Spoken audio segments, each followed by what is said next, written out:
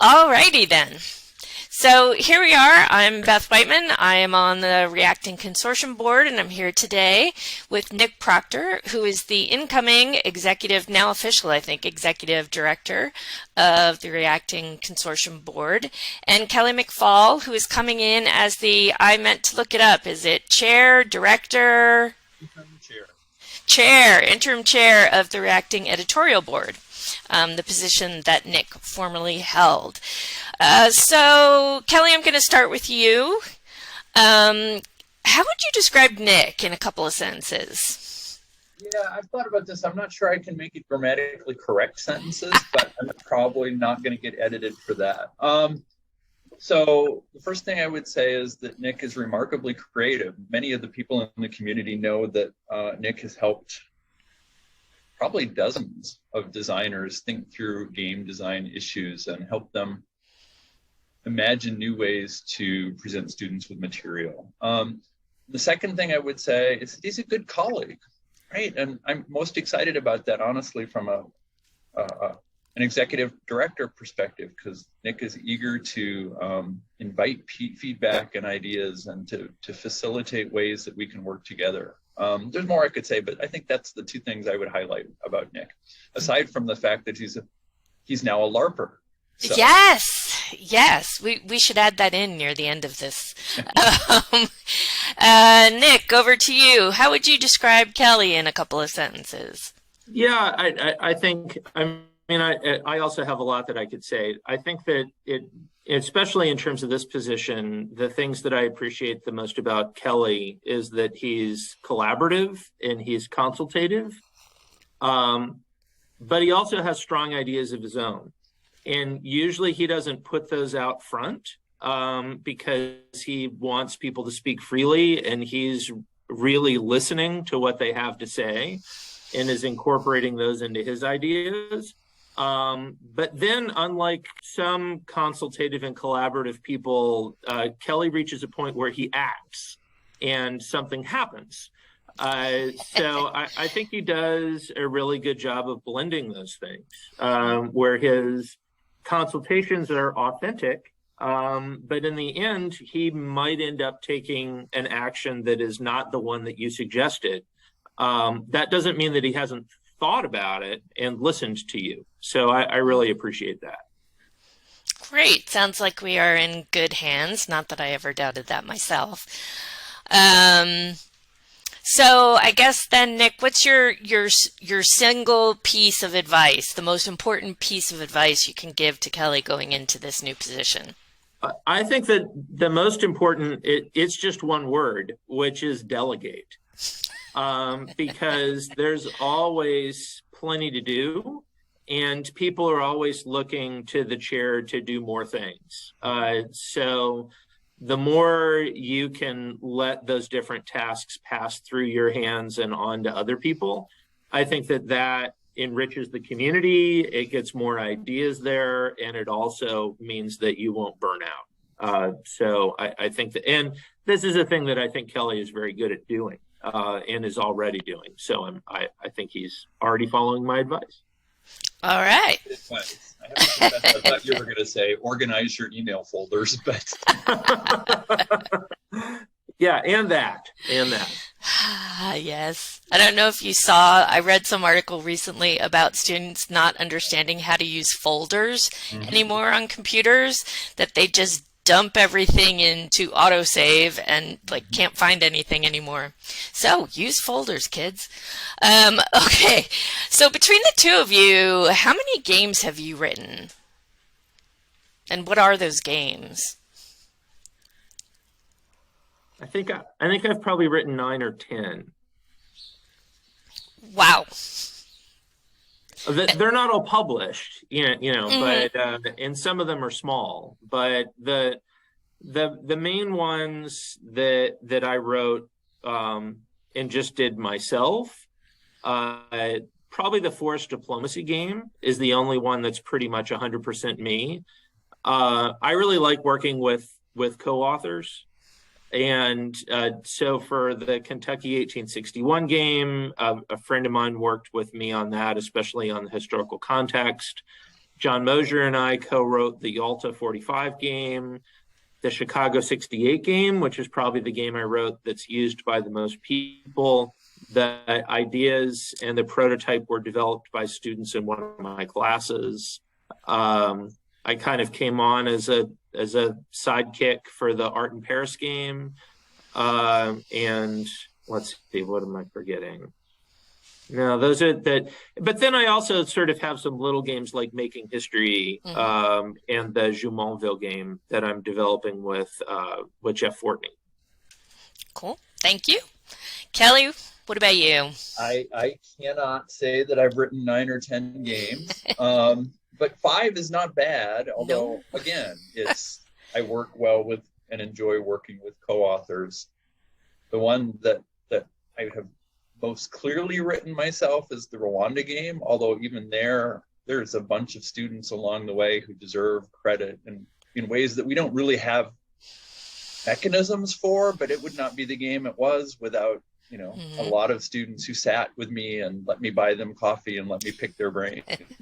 But then Abby Purkis and I have worked together on the Title IX game, and along with Becca on the Vietnam Memorial game that will soon be published. And I've worked with Becca. Becca asked me to come in for the historical background stuff and instructor's guide for Versailles.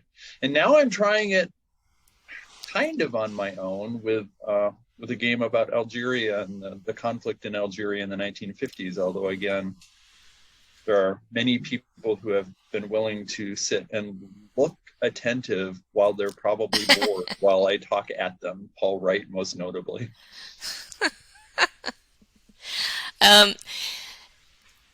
We all know that there's an art to writing the roll sheet, and this is an art that I have not myself mastered in any way. So which, you two obviously have mastered this art. Kelly, I'll start with you. What was the hardest roll sheet for you to write, and why do you think that was?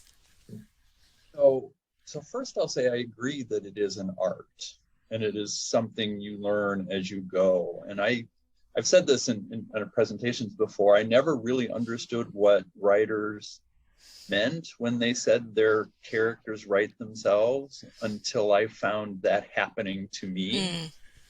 And then discovered that as characters write themselves, that means I have to go back and rethink the mechanics of the game, because roles open up possibilities that you might not have thought about.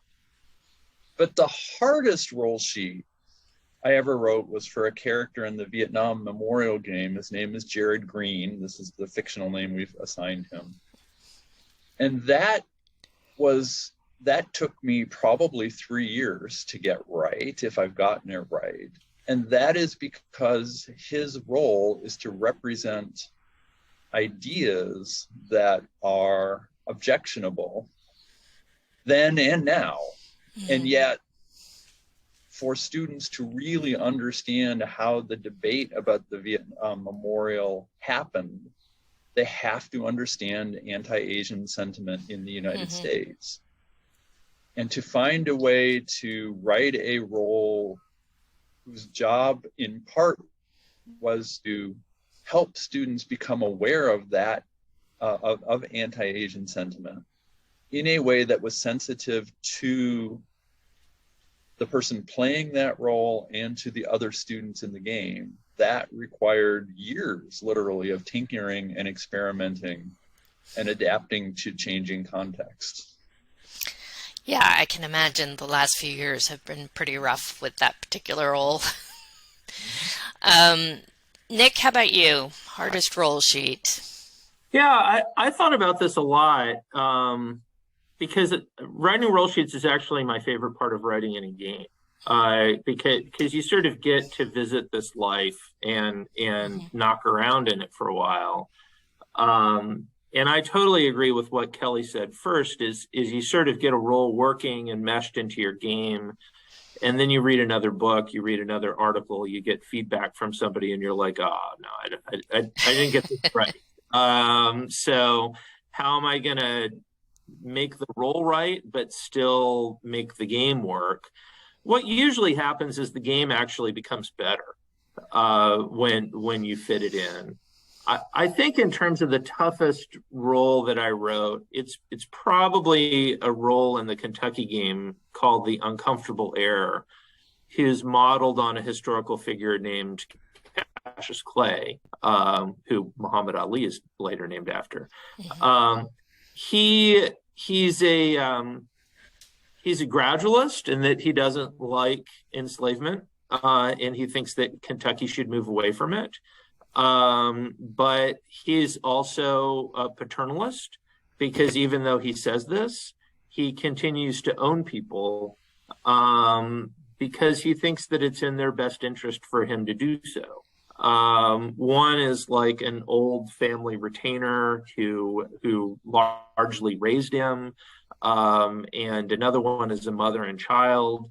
So writing the role in a way that a student could get those subtleties of position, where you can be anti-slavery, but you can be a slaveholder, and you can be for the freedom of enslaved people, but you can be racist, and you can be for the empowerment of others, but you can be paternalistic, is a big ask. And I think in the second edition of the game, which I'm starting to conceptualize now, I think this role has to have a wingman.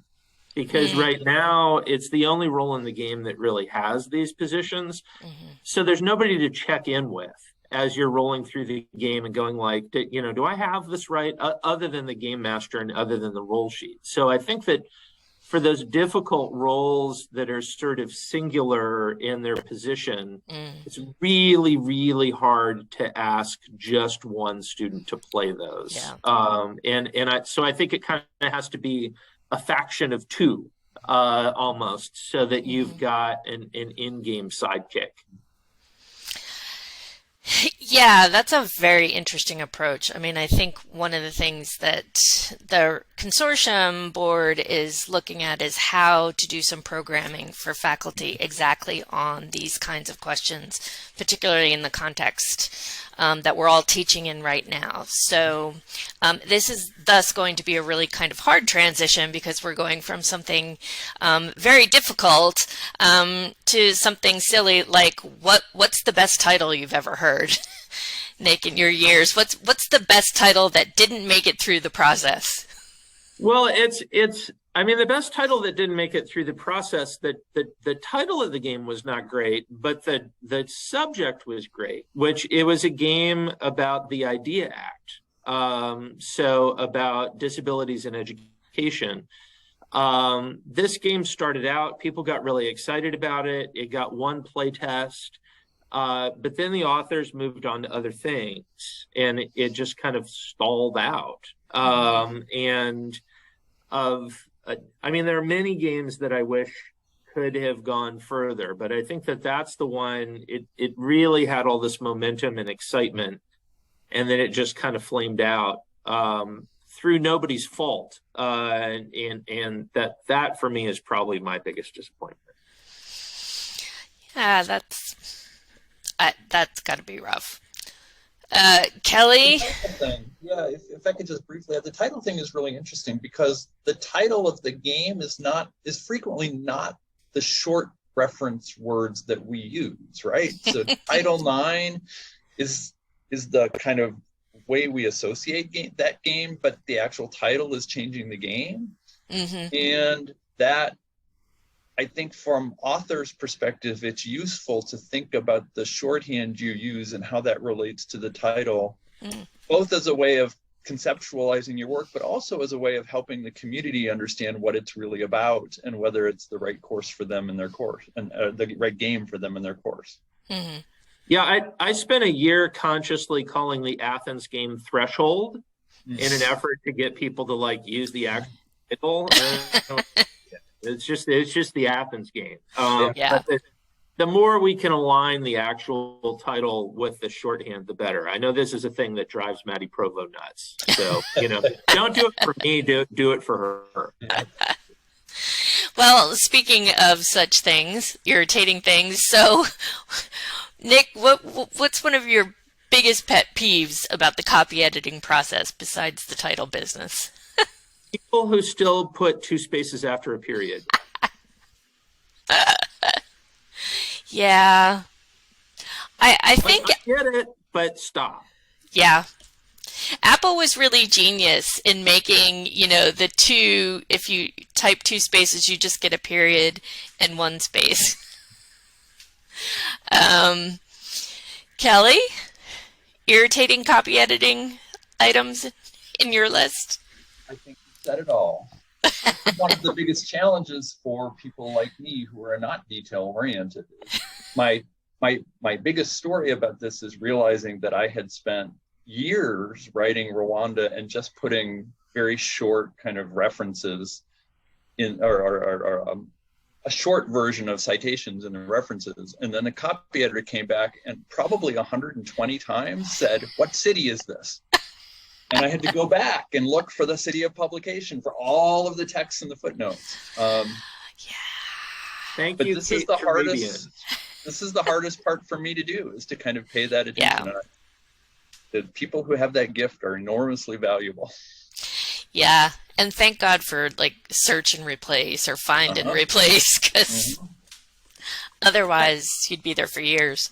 I have a second one, which is a little harder to fix. But one of the things to make our games more accessible to people using e-readers is to insert headings and sort of a hierarchy of headings, so that it's easy to parse the book through a sort of expanded table of contents. It's not that hard to stick headings in and to sort of get the hang of it. A lot of authors don't do it. So this is it's more than a pet peeve. It is a plea to please, if you don't know how to insert headings, to learn how to do that, because it makes everybody's life easier. Great. We'll have to make some posters with those on, or flyers to send out that people can stick on their desks. So, Nick, as you take over as executive director, what are you most excited about at this point? Watching Kelly run the REB. Honestly, it's a lot of work. So it's a relief that I'm not doing it. But I think that Kelly's a longtime member of the REB, so he knows what it needs to do. He doubtless has all kinds of interesting ways to improve it from what I did. So I think it's kind of the best of both worlds, where there's new blood, but it's also Kelly knows what he's doing, and he's got the institutional memory of the REB to know why the REB does certain things, some of which are kind of dumb when you look at them on the surface. So yeah, that's what I'm the most excited about. And I think sort of as an ancillary to that is seeing how our new relationship with the University of North Carolina Press shapes up. I've been working really closely with the people there. We'll have the first 3 fully UNC games coming out in spring. I think at this point, Vietnam Memorial maybe isn't coming out until February, but I think the pub date for the other 2, Weimar and Greenwich Village, 2nd edition, is January. And then behind them are 6 new games that have been approved for publication. So I'm excited that our library is potentially going to be growing pretty quickly over the next 2 or 3 years. And it's always sort of one of my mantras for REB is more good games about more cool things. And, at some point, for some topics, we might hit some kind of a saturation point. But I think at present and for the foreseeable future, we're pretty far from that. Fantastic. Kelly, what are you looking forward to? So one answer is always that I get to work with a lot of really cool people, right? That's one of the huge benefits of reacting. I meet these enormous number of people who I now can call friends that I see period, and I get to work with them. But I guess the more academic answer will piggyback on Nick's point about North Carolina, right? I loved working with Norton. I loved working with the editors there, but there were some limitations because of their publishing schedule and priorities that we don't face now. And so I think working with UNC offers us the opportunity not just to have more games, but to have games on more diverse topics and time periods that Norton might not have been willing to publish because they were afraid they wouldn't sell enough, but are rich and interesting games that will open our students' eyes to issues and people and ideas that they might not encounter otherwise. And I'm excited about the chance to do that and to work with, again, a group of colleagues that is ever growing and ever more diverse. And so not only will we have more diverse games, we'll have more diverse voices writing games and giving us feedback on games and working with game authors. And I think that's great. Yeah, it sounds fun. It just sounds really exciting. Thank you. And for those of you out there, I do not sound less than enthusiastic because I am less than enthusiastic. We have a time difference thing going on here, and I'm not caffeinated yet. So I am really excited, even though I don't sound it. So to wind up the conversation, non-RTTP games, what are you excited about? Nick, you were abroad. You were in other places doing other kinds of gaming things. Tell us about it. Yeah, so I was at a conference called Knutpunkt in Linköping, Sweden, which is about Nordic LARP or live action role playing. So Nordic LARPs are highly immersive. Sometimes they deal with dark subjects, and they're often really emotional. So I went there with Michelle Ferguson. We learned a lot. It is, I mean, the way that I think about Knutpunkt, which is really interesting conference to go to for people who can make the hike, is it's sort of like the difference between a regular academic conference and a reacting conference in terms of fun and unorthodoxy is pretty pronounced. Knutpunkt is like that much further into fun and unorthodoxy, into a territory where it's in many ways it's not really an academic conference. It's more like a gathering. So I think that there's a lot that reacting can learn from the Nordic LARP community, especially about player safety, because they deal with so many heavy themes in a very emotionally powerful way. We were also really happy to tell people about reacting, which generally just blew people away. North Carolina made a nice little flyer of all the books that are currently published that we could show people, and people were just like, "These are published? These are all published?" People, and then when we talked about the size of our community, they were just like baffled, amazed. It was just like they had in it, and this was a big part of why we went, is because we don't have that big a footprint in Europe, even though we've got some great people who are using games there. It's not that visible. So sort of going to Knutpunkt and showing our wares was nice. I took as many books as I could without, really threatening my lower back, because I took everything in a backpack. And people just like snapped them up. They were just like, "This looks fantastic." So that was exciting. That said, that in terms of direct application to me thinking about game design for reacting, probably the coolest game that I've played in the past year is an indie role-playing game called The Quiet Year. Where the thing about The Quiet Year that's really interesting it's a tabletop role-playing game. So you're all around the table and you're sort of doing these scenes, but as part of each scene, you have a map of the area that you're in. And at the end of the scene, you change something on the map. So it's cool in that the shared world that you're building has this graphic representation. So as the game goes on and different things happen, it's really easy to just look back at the map and think about, oh yeah, when that happened an hour ago, when that happened a half an hour ago. So and the map is sort of this, I'm going to pronounce it wrong, palimpsest, Palimpsest, yeah. Yeah, where you're erasing and drawing over. So it's this really dynamic element. So I like that.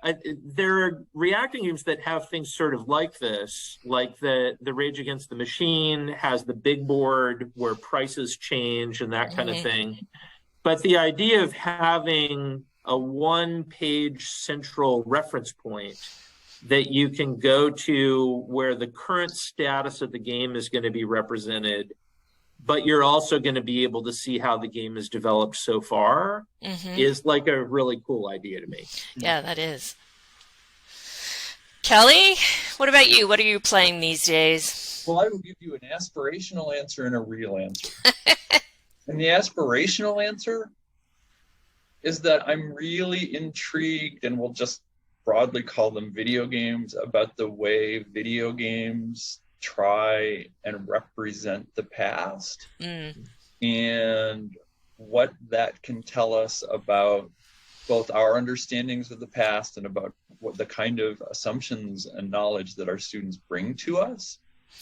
Are we talking Forge of Empires here, that kind of thing? We're talking about Europa, Jim, I'm going to get this wrong. Europa... Universalis. Thank you, Universalis, that's right. And I will just a shout out to Liz Davidson, who just had on her podcast a historian who writes about this, I think from UNC.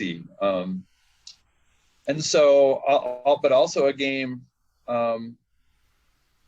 My Kind of War, I can't remember these exact, but about how to play, but the only game I've ever heard where rather than being a first-person shooter, you're actually a civilian trying to survive. So this is set in Bosnia in 19. So I'm intrigued by that, and in those moments that will undoubtedly come after grading for finals is done, and I have moments to myself, I look forward to playing some.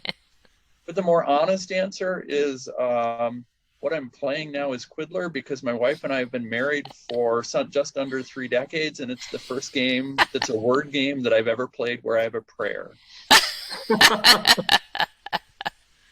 The Kelly, is the civilian game that you're thinking of This War of Mine? Yes, exactly. Yeah, it's the only video game that I've ever played that took an emotional toll. Oh, wow. Does seem I'll have to look that up. For my personality. I'm pretty sure there's a board game version of it too. Oh, really? Yeah. Oh, okay. I'll have to look that up.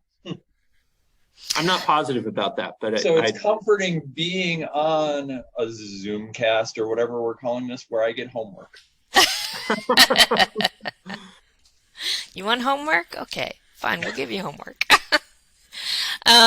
Guys, I want to thank you so much for taking the time to talk about what's happening and going to happen and what you're looking forward to. And I know that the Reacting Consortium Board is very excited to have you both in the positions that you have taken on, and I'm pretty sure that the rest of the membership is going to be just as happy as we are as time unfolds. But I want to wish you both well, and we will be talking again soon, I imagine. Thank you so much. Thanks, Beth.